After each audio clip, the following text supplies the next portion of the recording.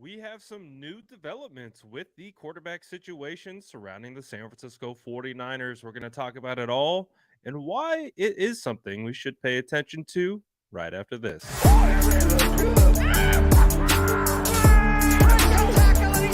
Smash that like button if you haven't already. Love to see it.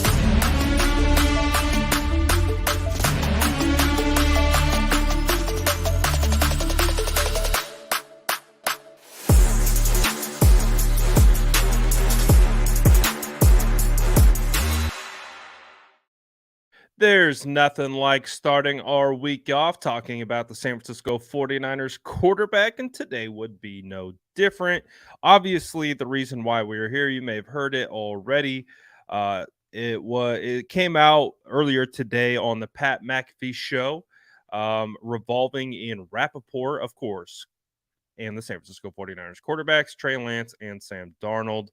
And we're going to kind of take a step back. We're going to start at the beginning and work our way through as we continue to talk about why it's something that's interesting, especially kind of with these storylines and narratives that have been developing around the San Francisco 49ers quarterback position. So, what we're going to do is what we always do, we're going to unpack it and we're going to say, does this make sense? Does this not make sense? Should we care? Do we care? And so on and so forth. So that's the plan today. And so again, let's start at the let's jump. This goes back to the owners meetings. This goes back to the NFL combine.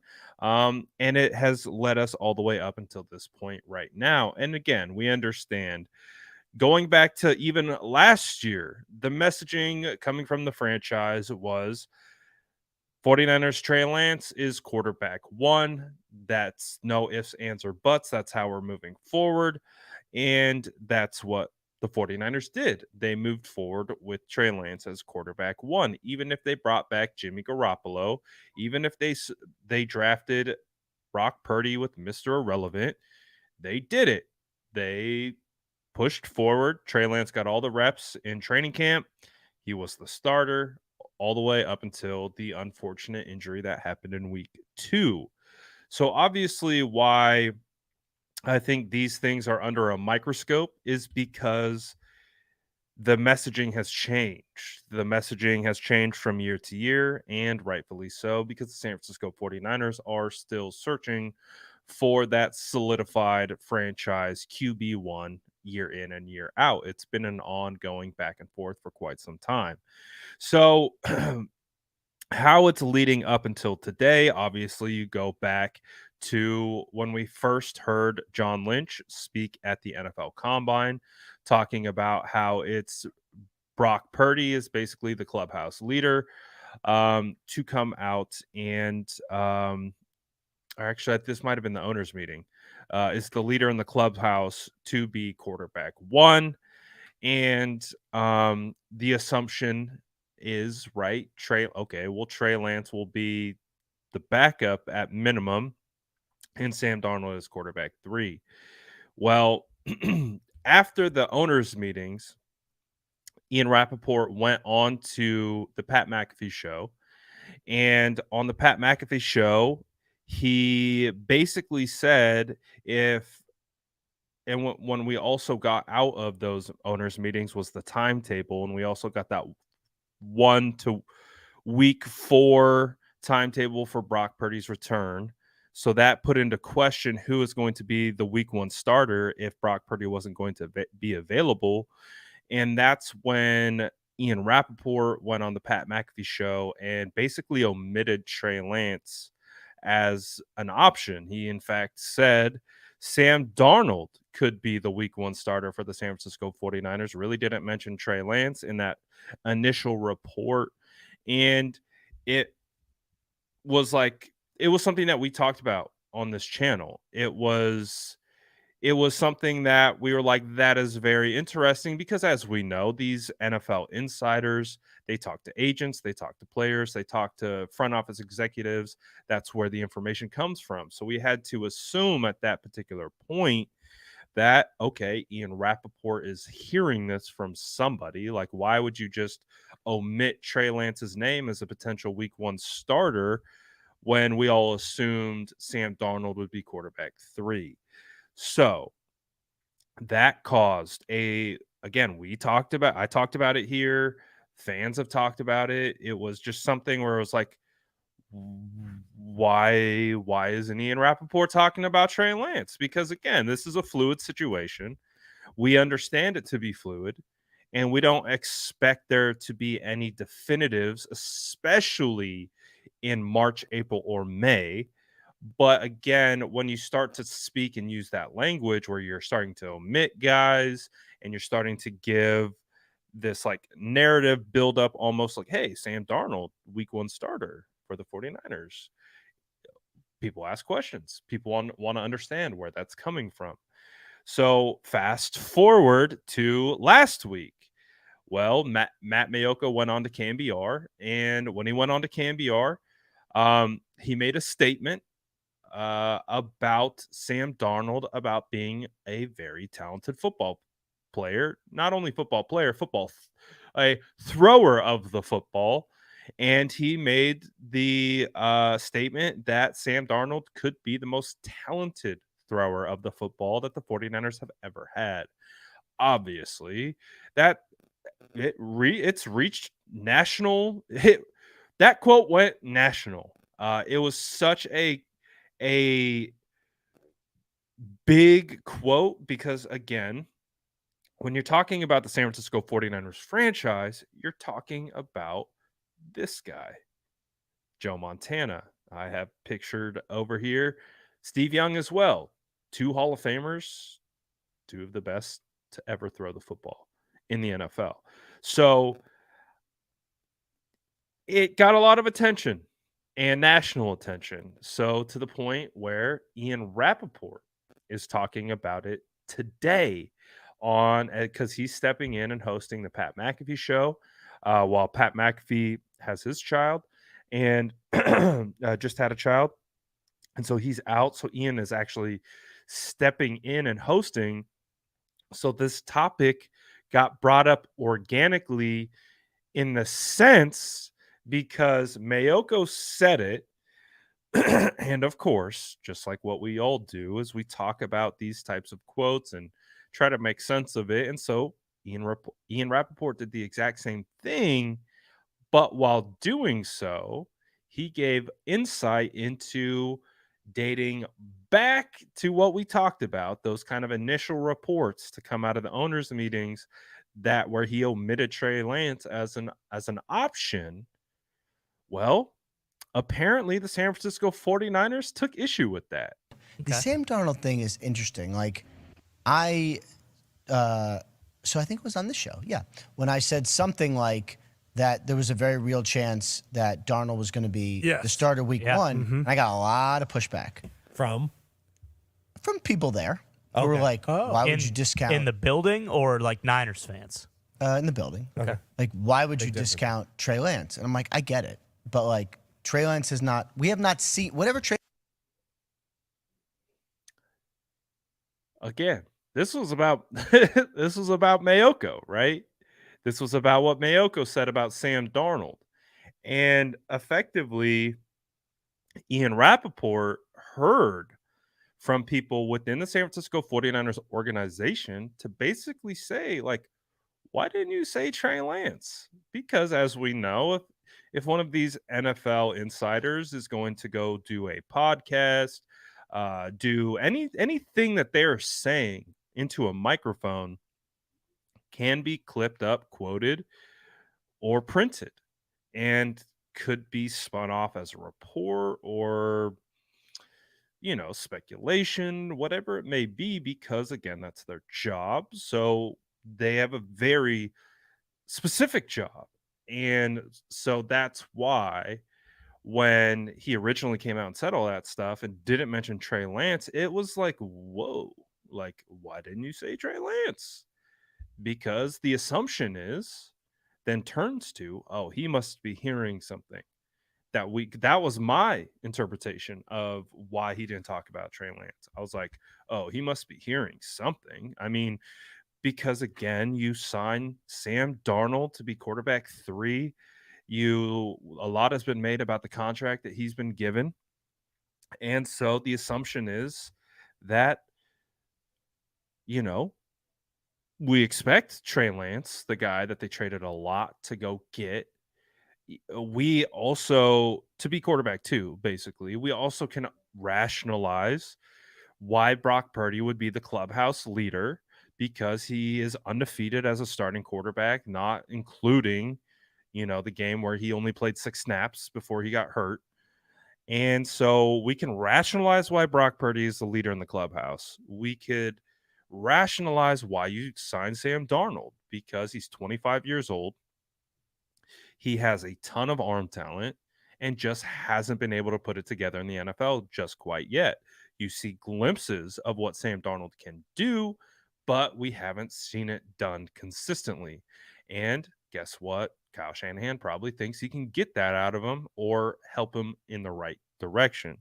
So everything seemed to make sense. Brock Purdy, clubhouse leader, to be QB1 makes sense, right? He's undefeated as a starter and really took the league by storm. That makes sense to me. Trey Lance returning also from an injury, giving the opportunity to battle for quarterback 2 and battle for quarterback 1. That makes sense to me. It makes sense to me that Trey is the QB2 right now, and then he has an opportunity to earn back the starting job. And that makes sense to me. But I think where it started to kind of spiral a little bit from a narrative, like a national narrative standpoint, is it kind of feels like there's this momentum for Sam Darnold. And it's like, again, it's the odd place that we find ourselves in, kind of in a position where 3 quarterbacks can start for the San Francisco 49ers. We just don't know which one it's going to be. So we're left to our own devices of trying to interpret things, trying to read between the lines, trying to make sense of it all. And so we see this report, we see that report, we see this, we see that. We're trying to connect the dots. We're trying to keep up for it because people like me want to keep people like you who are watching informed. That's basically what my job here is to do, is to gather all the information and be like, this is what we got. And so it's obviously been an ongoing situation. It's been up, it's been down, it's been sideways, it's been every direction in between.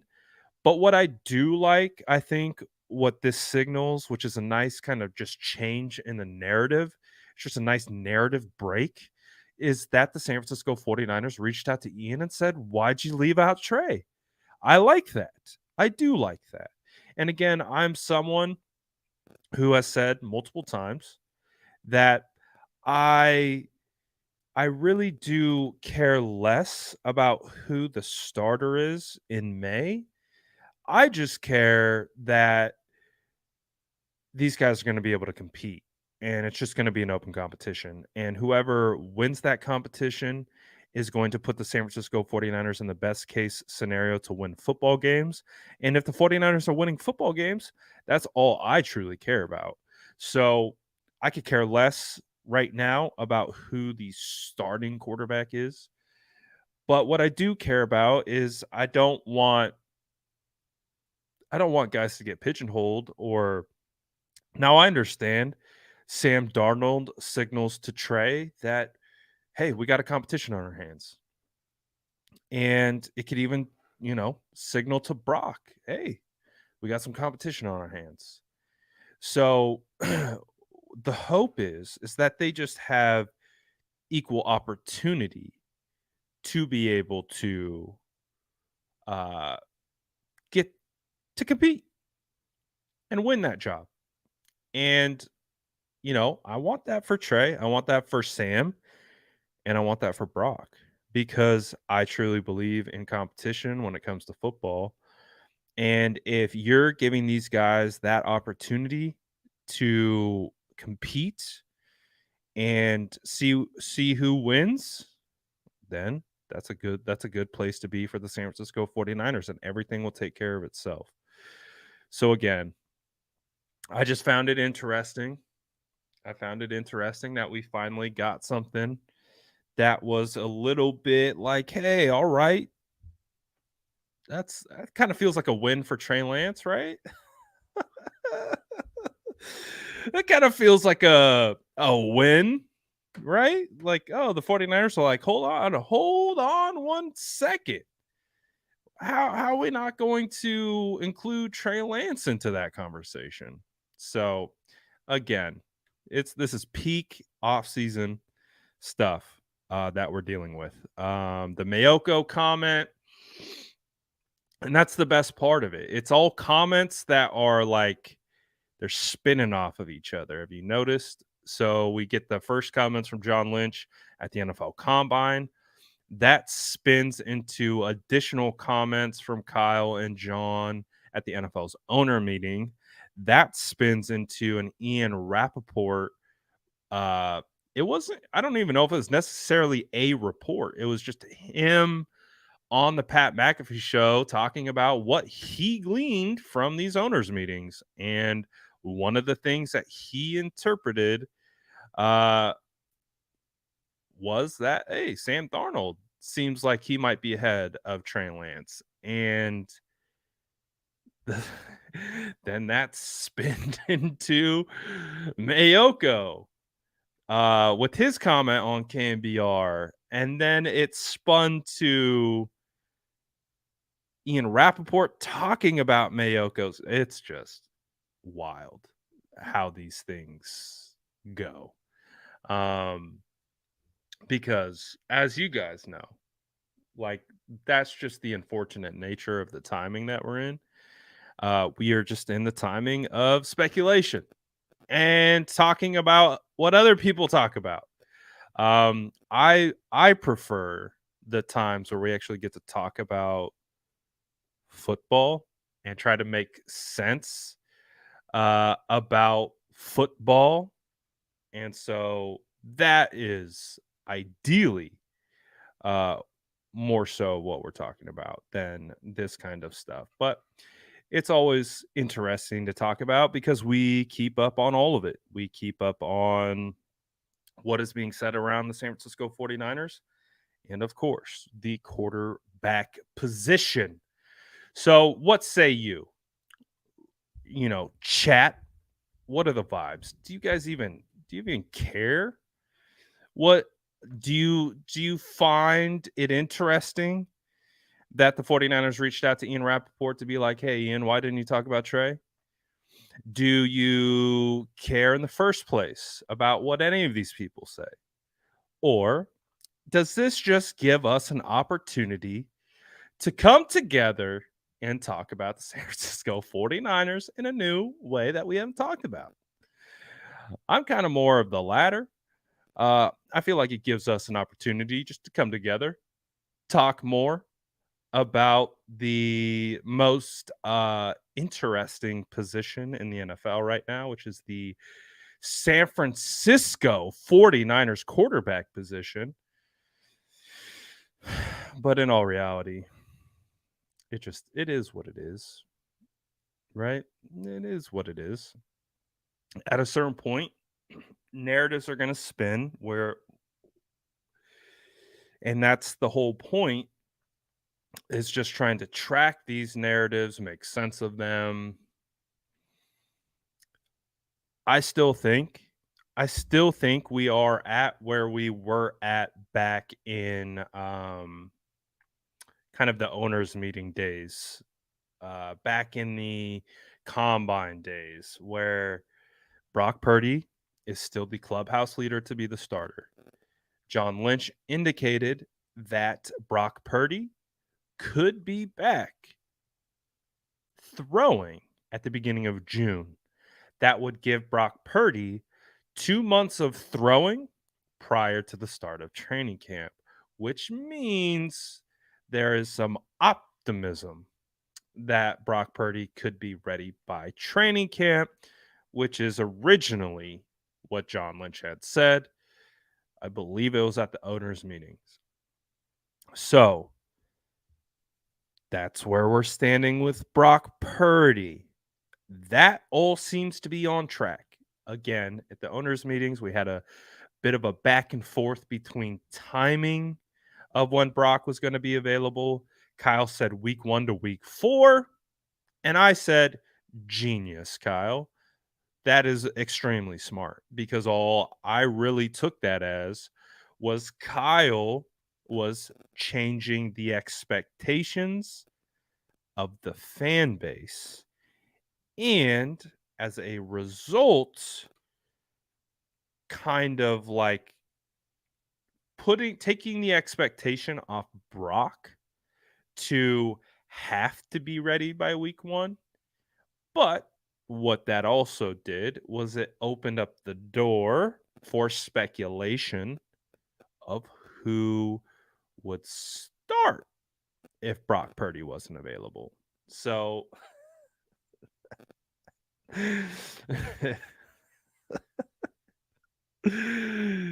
oh, I can't wait for football season, baby. I cannot wait for football season. I can't wait to get through this off season and just throw it away. But it's hilarious because, again, we follow the dots. We got to talk about it. And everything still remains the same to me.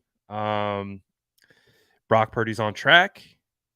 Trey Lance is going to have an opportunity to earn the job, but so is Darnold.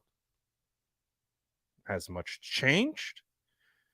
No, it has not. So, but again, what I do like about what Ian said, and I'll play it again right here in case you missed it.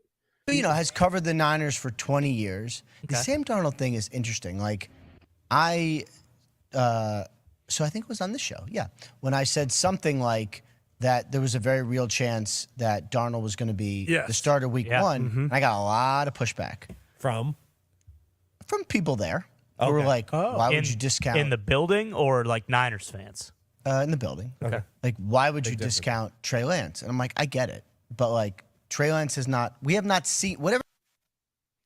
Why would you discount Trey Lance? I like that.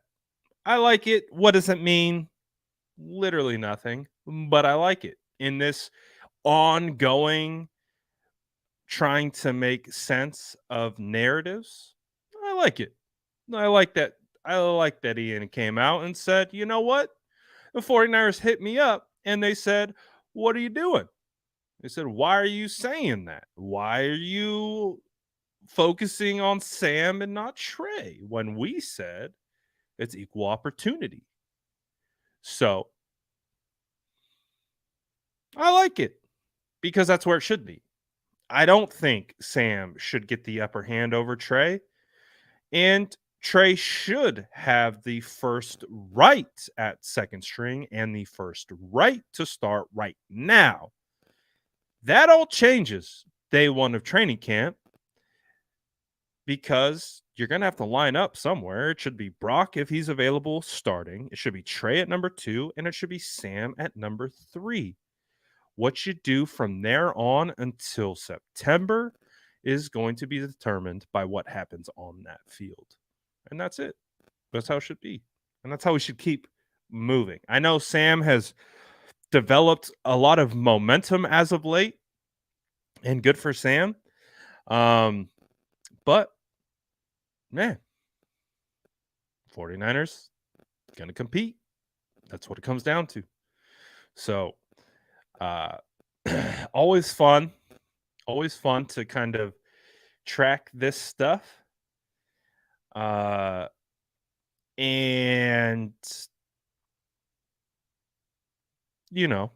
pick it apart. But we're in the same spot we were months ago. Nothing has changed other than narratives. Narratives have changed and evolved, and they will. And they'll continue to evolve, and we'll continue to talk about, does this mean anything or does this not mean anything? And we currently sit at the point where this Just doesn't mean a whole lot. Doesn't mean a whole lot right now in May, right? Doesn't mean a whole lot. It will mean a whole lot more once those pads come on and we get guys out here actually throwing footballs. Now we got Trey Lance and Sam Darnold at OTAs right now, and I think this is a very important stage in Trey Lance earning this job. Like, clearly, like, you can see Sam Darnold kicking it with CMC, kicking it with Kittle, you know what I mean? At sideline at the Warriors game, and we're not gonna make a big deal about that. Like, I don't think that's an issue. I don't think there's anything to pull from that. But other than, like, Sam's coming in, guys like him. No big deal. But what I think is going to be important for Trey is to continue to earn the right that he should be over Sam. That's leg one, right? Like, we're still waiting for Brock to come back. So right now it's Sam Darnold and Trey Lance. Trey Lance has an opportunity to continue to fight first for QB2, to continue to prove to Kyle, the locker room, that he is QB2. And this beautiful ginger, the ginger beard of Sam Darnold that I am a little bit biased towards, he will remain quarterback 3 because I'm Trey. I was brought here for a reason. I'm talented, and this is going to be my job. I am not going to lose this job to Sam Darnold. Trey has that opportunity right now in front of him. That I don't care if there's no pads. I don't care. There's you can you can win the stretch line. You can win individual drills. You can win throwing against air. Like, everything needs to be a competition, and you can win those things. So it's the same things that, like, I try to coach my son up on. It's like, not everything is going to translate into game time situations, but you can still win a drill. You can still win this rep. You can still have that type of competitive edge in literally everything you do. You could tie your shoes better than that guy. Like, you can drink water more efficiently. Like, not that crazy. All right. I think you get my point. Is like, yes, they're not really going up against, guys in pads or anything like that, but Trey still has an opportunity to win these reps, and he can win those reps in OTAs, and then that will translate into a stepping stone that will lead into him potentially winning more reps, defeating Sam, and trying to take down Brock. I'm for that. I'm all for that. And I really have nothing against either one of these guys, Sam Darnold, Trey Lance, or Brock Purdy. I actually do think that all three could win football games for the 49ers if they got the opportunity to start. So what I care about is these guys competing. That's what I care about. So I do like, again, that it feels like they're not giving up on Trey just yet. And they're going to give Trey that opportunity to win those reps. And if Trey goes in and win those reps, that's the best case scenario for the San Francisco 49ers. And everyone gets better as a result. So we'll see. Again, off season, peak off season vibes right now. Again, this came out before my other live. I didn't even want to talk about it on my other live. I just wanted to talk about the schedule. I didn't even want to cross the wires. He was like, I'm just going to talk about the schedule. I'll make a video, and then we'll come back and we'll just talk about the silly quarterback situation with the 49ers. Milfman, nice name, says Trey needs to start. We still don't even know what kind of player he is.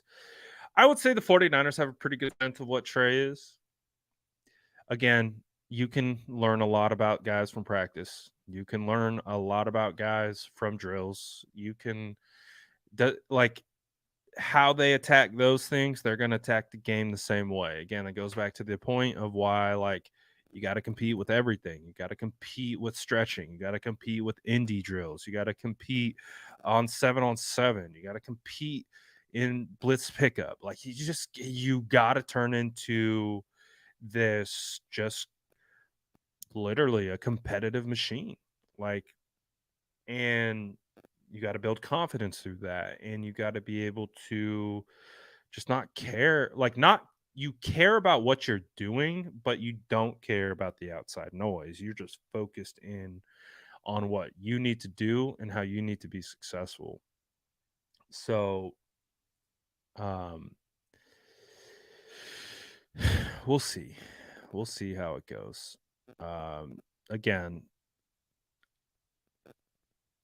the counterpoint is, Fred Warner's quote that I think about from time to time, was him essentially saying that we figured out Brock Purdy had that it factor in training camp. I just did an interview with Demetrius Flanagan Fowles, linebacker for the San Francisco 49ers. And when we were talking about Brock Purdy in practice, he was saying the same things.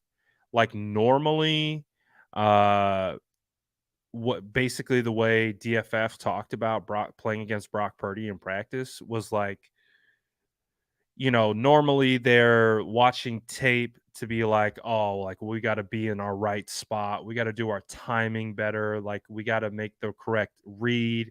Got to make sure we're like keying the offense on point to make sure we're in the right spot so he doesn't beat us like this. What DFF said was like, we would just watch the tape and we were just like, yeah, there's nothing you can do about that when talking about Brock Purdy. Like, when they're talking about Brock Purdy beating them, they're just like, there's nothing we can do about that. Like, doesn't matter. We were in the correct position. We were on our keys. We reacted properly. We were where we were supposed to be. And we maintained our responsibilities within structure of the play. And Brock still beat us. And he said they would watch it back. We're like, man, like, he just beat us. So they knew that about Brock in training camp, or not in training, but in practice. So I would say the same thing applies to Trey. They know what Trey is, a lot of what Trey is from practice as well. So we'll see. But we'll see how it ultimately translates, because yes, we want to see him play. And we want to see him get those reps, which is always what is discussed. But I guess you got to start in practice, and you got to earn those in practice. So we'll find out. We will see at the end of the day.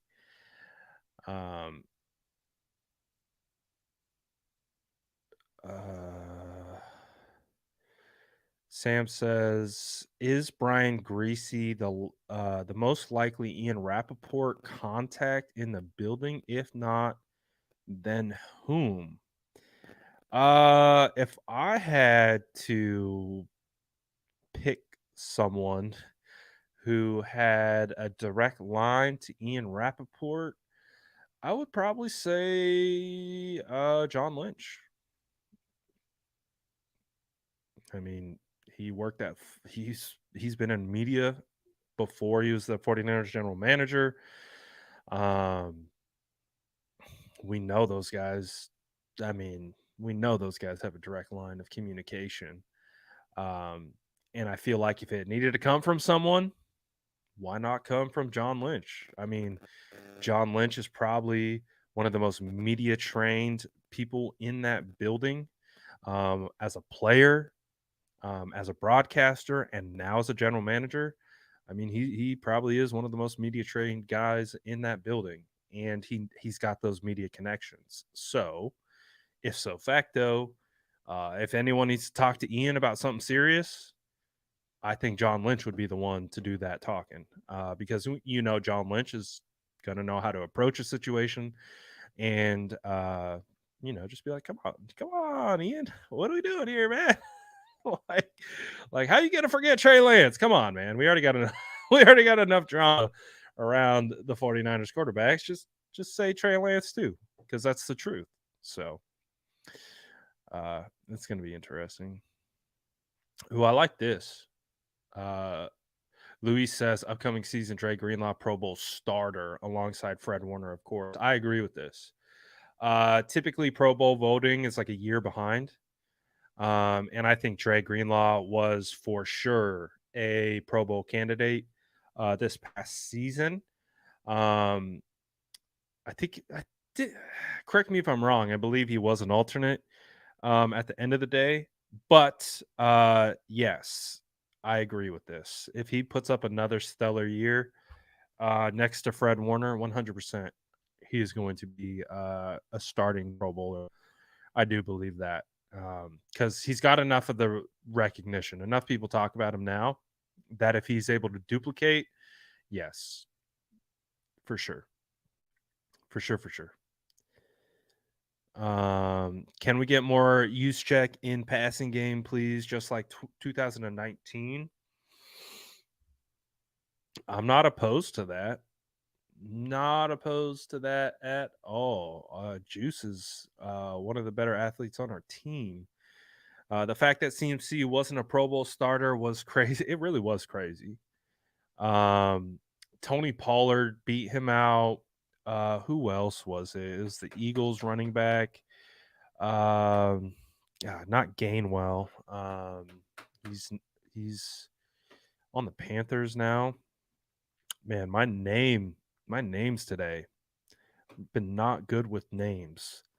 But you know what I'm talking about. He made it over CMC. A bunch of guys made it over CMC.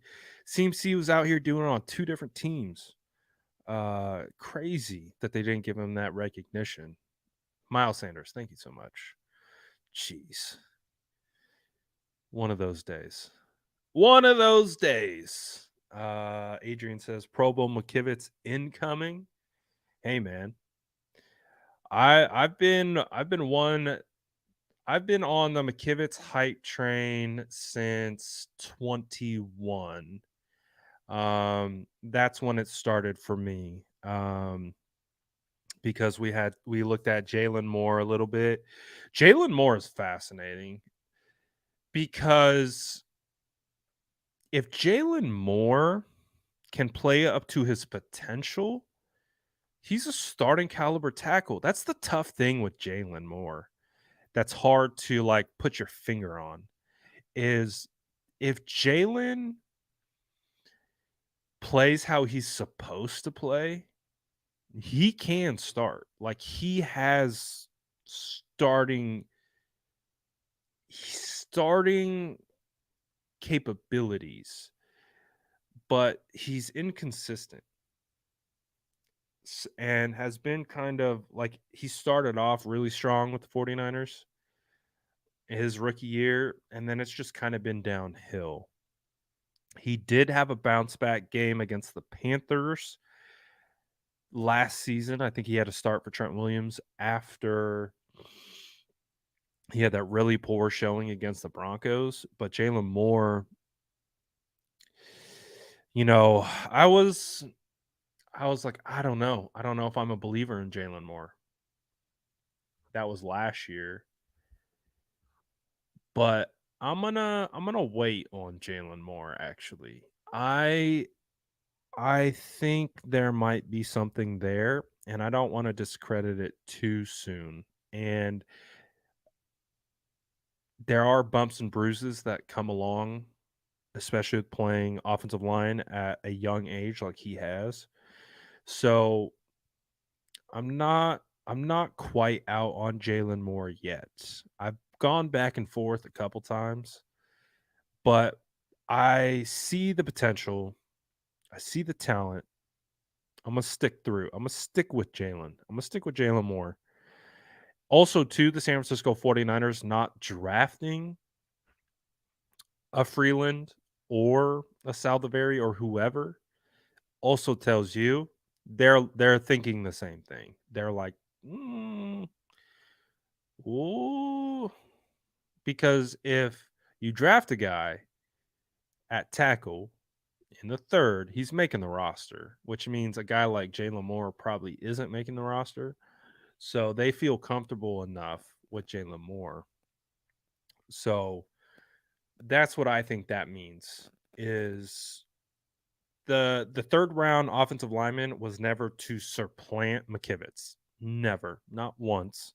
It was to compete with McKivitz, but likely be the redshirt year so that when McKivitz and or Trent decide it's time in a year or two from now, then you have that guy on the roster.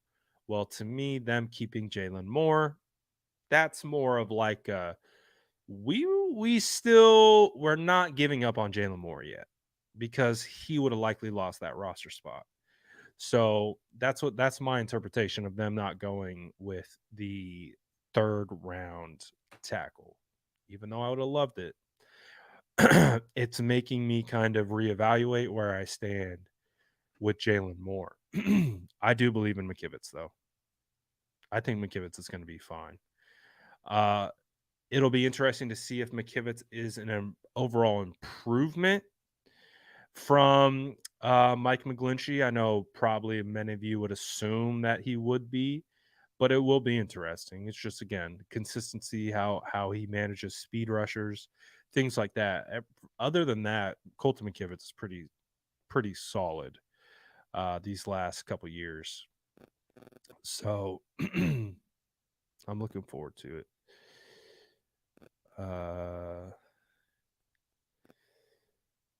Brandon Allen's contract with the San Francisco 49ers, the quarterback that they signed, includes $200,000 guaranteed plus incentives for suiting up for regular season games.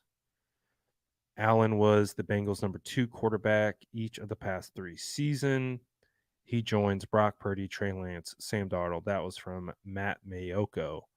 So the 49ers' new quarterback gets $200K guaranteed. Nothing like Nate Sudfeld's $2 million guaranteed. And I think Sam Darnold is at a base salary of 3.5. He has incentives to go up to somewhere in the range of 11.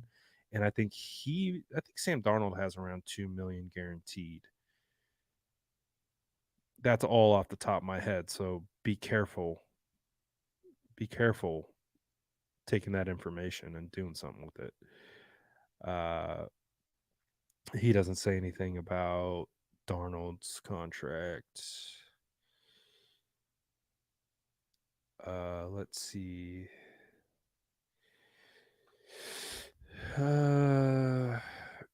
Allen could earn up to 152,000 in incentives for suiting up for 17 regular season games. He is scheduled to receive nearly 9,000 for every game in which he suits up as part of the team's game day roster.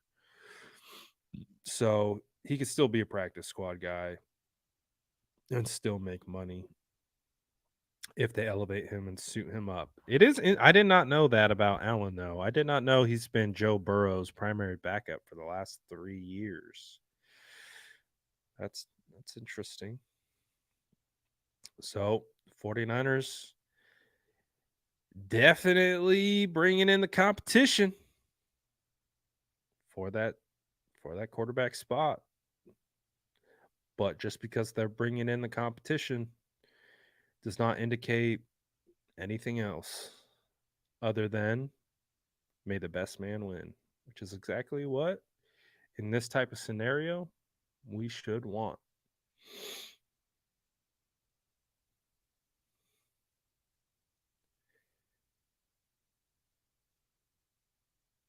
So we'll see. Oh yeah, I got thoughts on Drake Jackson. I think Drake Jackson is going to be all right. He looks bigger. It looks like he's put on size. Um, so Drake Jackson to me kind of looks like he's primed to play a little bit more interior. Now, again, pure speculation based on what he looked like from one OTA photo, but I did see his dad took the post that I made. I'll just show you the post that I made. His dad reposted the photo that I put out from the San Francisco 49ers. I'll show you what photo I'm talking about so you have some contextual reference. His dad posted this photo to his story and said something along the lines of how much bigger Drake has gotten. So I know we talked about this photo about like, is Drake look like, is he looking bigger? He looks bigger from this photo, but again, it's one photo. And it's a kind of a weird angle. We don't really know. But his dad confirmed by basically saying, like, yeah, my boy's looking big, looking ready to go. Um, so clearly, I think that has been an emphasis to add weight because, again, I think he was still sitting around 260, 270 as a rookie, but he's got a big frame and he's super athletic. So he can add size. That's one of the beauties of drafting a 21-year-old is they're going to continue to mature and grow from a body standpoint.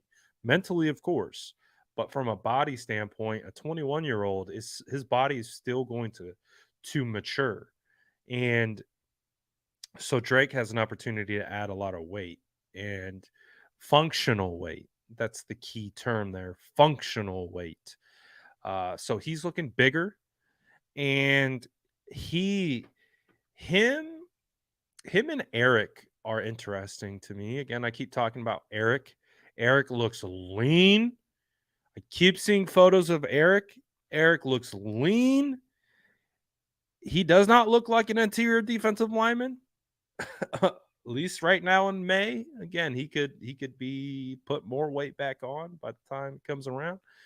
But I think with Javon Hargrave, and all the defense, again, the 49ers just signed another interior defensive tackle. Another interior defensive tackle. Again, the signs keep pointing to me that Eric Armstead is going to play more edge. That's just like, it just keeps going back to that. Like, we're like, when are they going to sign more edge? When are they going to sign more edge? No, we're going to sign an interior defensive tackle.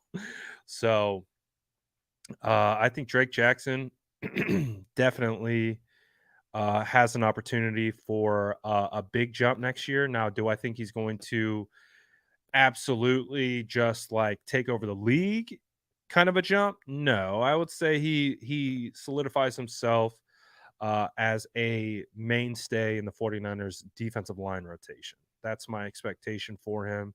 And if that can translate anywhere from 6 to 8 sacks, the 49ers are great. They're cooking. If you get 6 to 8 sacks out of Drake Jackson, next year in a bit of a rotational role, as most of the D line is rotational. Um, I think that's a great spot to be in, and I think he's primed for that. I do think he's primed for that. I think Drake has a big opportunity, and he's posting. The cool thing about when players post to social media, like we can see that Drake Jackson is pretty much at the facility every day because he doesn't post a whole lot, but he does post that he's there and he's there almost every day. So it's a good sign. You want players like that in and around the facility at all times on their meal plan, on their workout regimen, especially as they're trying to kind of evolve their game to what the 49ers are looking for. So I do like that. Do like that quite a bit. Uh Do I think Ronnie Bell makes the 53-man roster? Boy, it's going to be tough for Ronnie Bell to make the 53-man. The most I've ever seen the San Francisco 49ers carry under Kyle Shanahan is 7 wide receivers.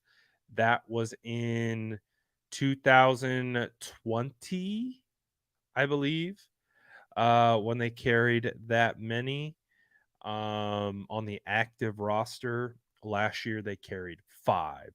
So it's going to be an uphill battle for Ronnie Bell to make the roster. To me, I envision him more as a practice squad guy that you can develop for a little while, maybe a year or two, and he ultimately earns that job. Because I mean, the 49ers have 16, 17 wide receivers heading into training camp. Wide receivers going to go crazy this year. Like wide receivers going ham. Like for a position where they only kept 5 spots and they've got like 17 guys heading into camp with a wide range of different skill sets, and even guys that I like that were on the practice squad last year. Like I'm a big fan of Tay Martin. I think Tay Martin has real skill. He has NFL size. He has great leaping ability. I mean, this dude can jump through the gym. He's going to go up and high point that ball. He really started to like find a groove late in training camp last year. I mean, he was buried. He really didn't get that many opportunities, but he started to make the most of his opportunities when he got them. He was active for, I want to say, 2 games, potentially 3 games, primarily for special teams roles, but he made his way up to be elevated and dress on game day, which is huge for a practice squad guy. So I mean, there we know about the viral sensation that is on the squad now. Um, they brought in Chris Connolly. They signed a veteran. Like the wide receivers gonna go crazy, and of course they drafted Ronnie Bell. So for Ronnie to make this roster, like that's gonna be tough, man. Now I expect him to be on the practice squad for sure, but to get an active spot, woo, you already got Jennings, you already got Ray. I I still have belief in Danny Gray. I think a lot of people are seeing this competition coming in and they're like, "Oh, it's not looking good for Danny Gray." I still think Danny Gray can prove us. Oh, they brought back Willie Snead. I forgot about that. Willie Snead. Um, I still have belief in Danny Gray. But maybe it's a sign to Danny Gray that they want him to kick it into gear faster. We're gonna find out. We are gonna find out. If Sam Darnold wins MVP, will he get a big contract? If Sam Darnold wins MVP, he's getting a massive contract. He'll probably be one of the highest paid quarterbacks in the NFL. If Sam Darnold steps into a Kyle Shanahan system and uh, wins MVP, yeah, he's getting over 100 milli easy because he's 25 years old and he wins MVP. Clearly, everyone's just going to point to, well, New York's a joke. The Panthers were a joke. All Sam Darnold needed this whole time was a good coach and a supporting cast. 100 milli. Like that. But Sam Darnold winning MVP, I wouldn't put my money on that. I will say that. I'm not going to bet on that because I do think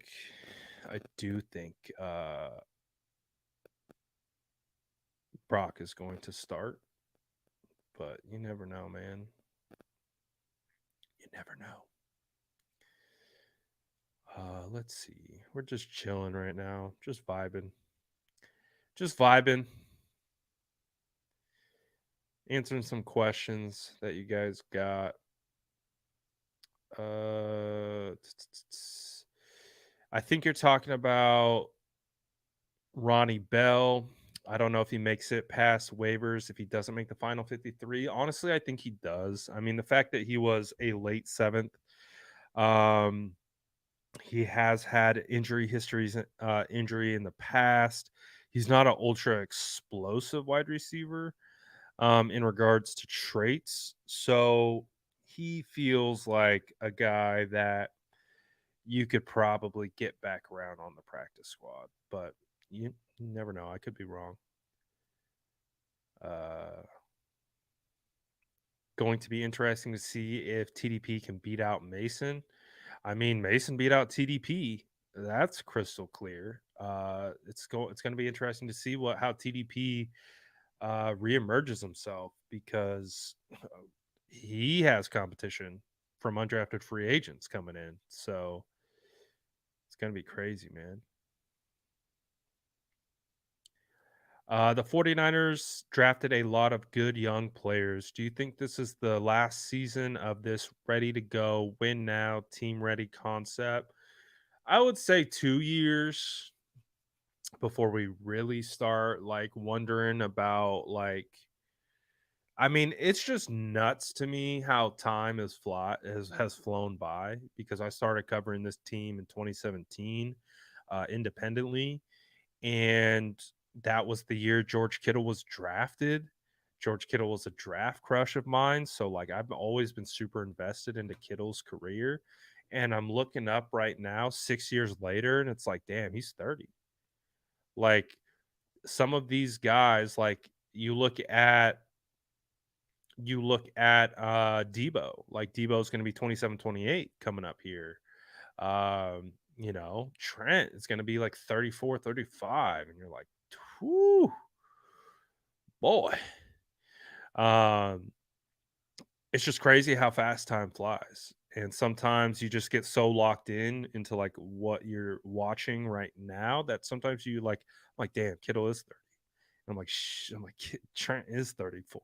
Like, probably got a couple more years. But again, with great management and good drafting and retooling, you can maintain it, right? Like so far, the 49ers have done a good job of maintaining. Obviously, your Kittles and Trents and Freds and your Debos and whoever, Charvarius, they're not going to stay young forever. They're going that, father time is undefeated. But as long as they continue to replenish and rebuild and retool and have guys that are ready to come up, which they've done, like Talanoa Hufanga, guys like that, if they can keep hitting on these Talanoa Hufangas, then that's what's going to keep the window open. Yes, they're going to cycle through some of the veterans that we've come to know and love and appreciate because that's just the nature of the league.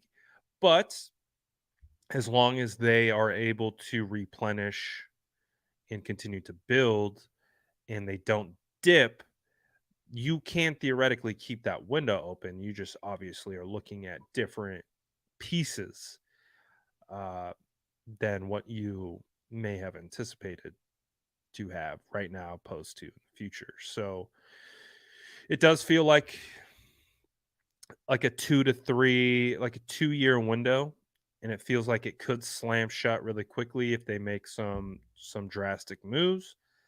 But it also feels like if they just keep adding and developing, that's what's going to maintain their window. And again, you've got Brock Purdy. If Brock Purdy's your starter, you still got 3 years of rookie contract. Now with Trey Lance, it's now that that rookie window that we talked about for so long, that's going to be up soon. Then the 49ers are going to have to decide, are they going to pick up Trey Lance's 5th-year option?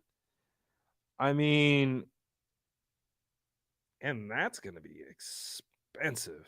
That 5th-year option of Trey is going to be expensive. So if they pick up Trey's 5th-year option, that has a trickle-down effect. So it's going to be interesting when we're looking towards, a couple years down the road.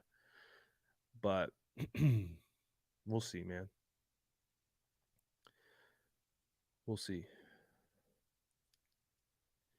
Who is the new undrafted free agent running back I'm hearing about, Brad? The new Mason? Are we talking about Callan? Is it Caborn? You guys know I don't know how to say these guys' names to save my life. The running back out of Marshall, he's a guy that I really like. Callan Laybourne. Because he is exceptionally talented. Exceptionally talented. Vision, cuts, speed, burst, you name it. He's a 5-star he was a 5-star prospect for a reason.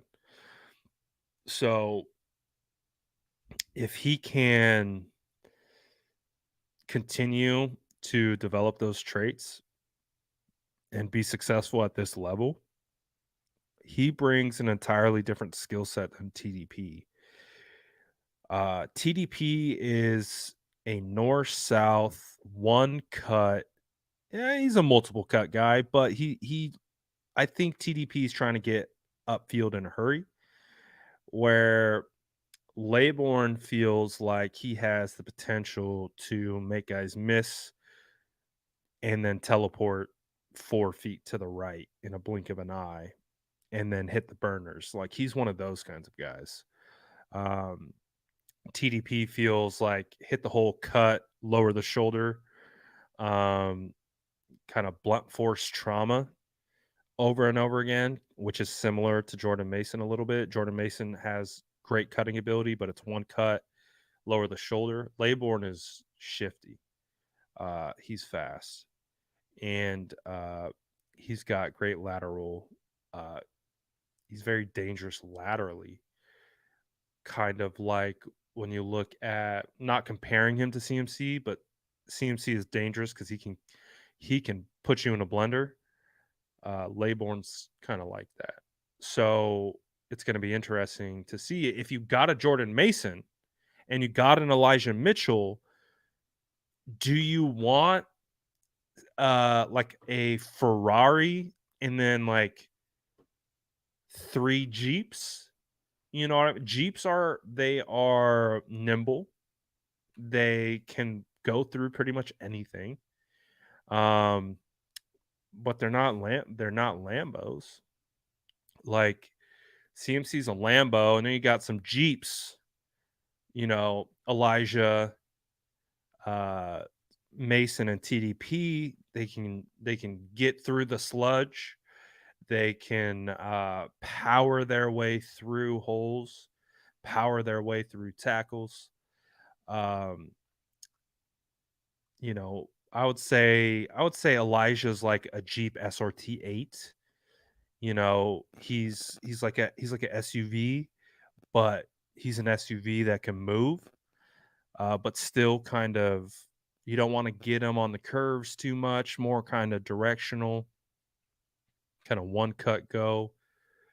TDP got some wiggle, great vision, great vision, and power. But TDP, they're all kind of built similarly.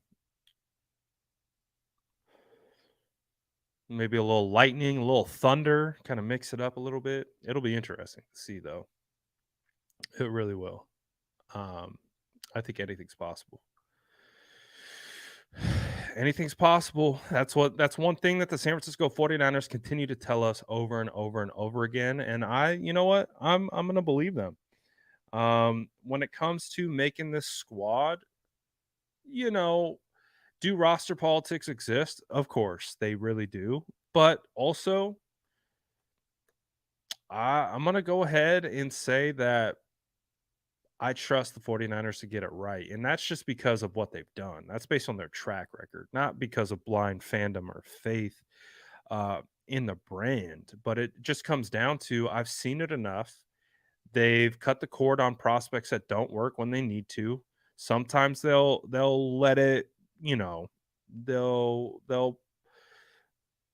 hold on to their, you know, Jalen Hurds, you know, maybe a little too long. But I also respect that. I also respect that they give those guys an opportunity to come back, especially if something happened due to injury. So I do have faith that the 49ers are going to make their best roster decisions to ensure that they have the best football team. And that is regardless to where you're drafted, status, paycheck. I'm sure that plays a little bit into it. But again, look at Sudfeld. Sudfeld got $2 million guaranteed to the point where I was like, I'm not even going to watch Brock Purdy because why? He's going to be on the practice squad. It's going to be Nate Sudfeld. It's going to be Trey Lance. And when the third string quarterback rolls in, I'm going to watch someone else. And that's what I did. And that's why I learned from last year's training camp that, hey, the 49ers aren't just going to do what you think they're going to do. They're going to let the talent speak for itself. And they're going to field the best 53 man that they can. So are they always going to be 100% correct? No, not necessarily, but I'll give them the benefit of the doubt. And it's definitely that situation like also changed how I'm going to like kind of evaluate OTAs more, is like just keep more of an open mind that, hey, any one of these guys on the roster can make it. They just have to prove it to this team. They just got to prove it to them.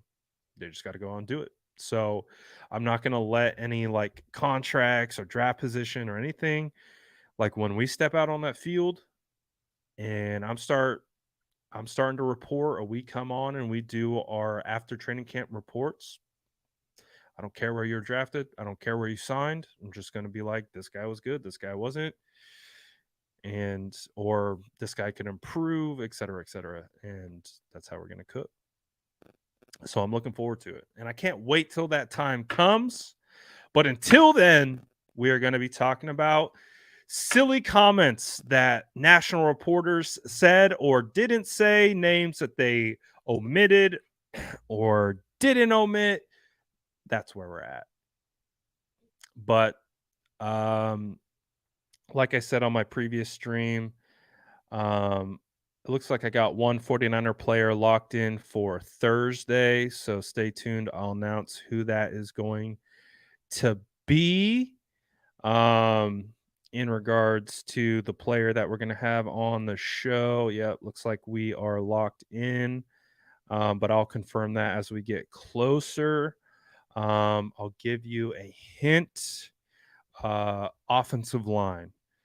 So we will be speaking with a member of the San Francisco 49ers offensive line on Thursday before the schedule releases and all the scheduled craziness. So keep that tuned. Keep that in mind. 1:30 Thursday. Lock it in. We're going to have a 49ers offensive lineman join. And I can't wait. You guys know I get hyped talking to the big uglies up front, the big boys. I think I'm actually going to pull up some tape this time. And we're going to do a little tape session. Obviously, I want to learn more about the player, but I also think it'll be fun to do some tape with them. So I'm looking forward to that. So stay tuned. All that good stuff. Shout out to everyone, as always, for tapping in. Appreciate y'all.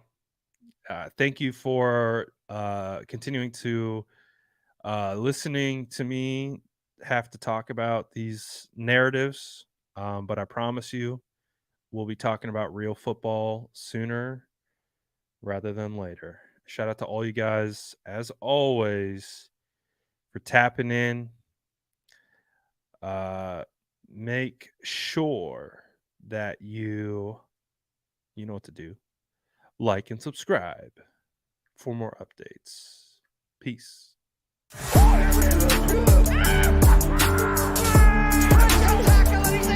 Smash that like button if you haven't already. Love to see it.